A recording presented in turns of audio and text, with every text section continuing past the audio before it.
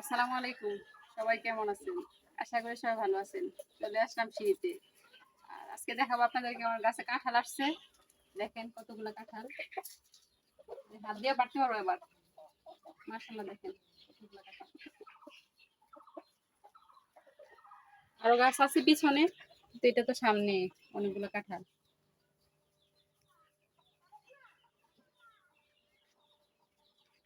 জাম্বুরা তো আসলো না এবার। পিছনের গাছে আসছে অবশ্য জাম্বুরা। এখানে আরেকটা কাঁঠাল গাছ আছে। ওই যে আরেকটা কাঁঠাল। ওই যে দেখা যাইতেছে। নতুন আসছে এবার এই গাছে। আর আসে নাই, কিন্তু গাছটা অনেক বয়স হয়েছে কিন্তু কাঁঠাল ধরে না।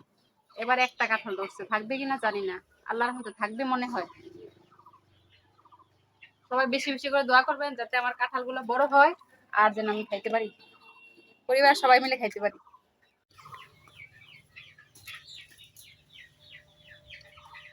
কাঁঠাল অনেকগুলো ধরছে না? জাম্বুরা গেছে, জাম্বুরা ধরছে। আম গাছ আছে কিন্তু আমের ফুলও আসে না এবার, কলমের গুলাতে আসছে।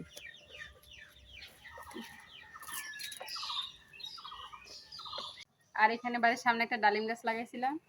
দেখেন ডালিম গাছটা বড় হয়েছে, ফুল আসছিল কিন্তু ফুলটা ঝরে পড়ে গেছে। পানি ছিল না, আগে তো একদম শুকনা ছিল, বৃষ্টি ছিল না, এই জন্য পানির অভাবে মনে হয় আর কি ফুলটা ঝরে গেছে। আস্তে আস্তে আস্তে বড় হয়ে গেছে।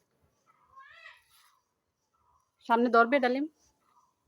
গাছের সিম শুকা দিছিলাম, সিম শুকাই গেছে, এগুলা বিচি করবো। দেখেন অনেক বেশি,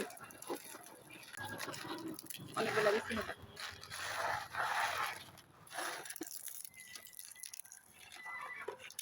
গাছের সিম, নিজের গাছের সিম, শুকনা বিচি। এগুলা বিচিগুলা বৃষ্টির দিন বাইজা খাবো, যখন অবসর থাকবো তখন বাঁচবো। আর খাইতে মজা লাগবে, ভালো লাগবে।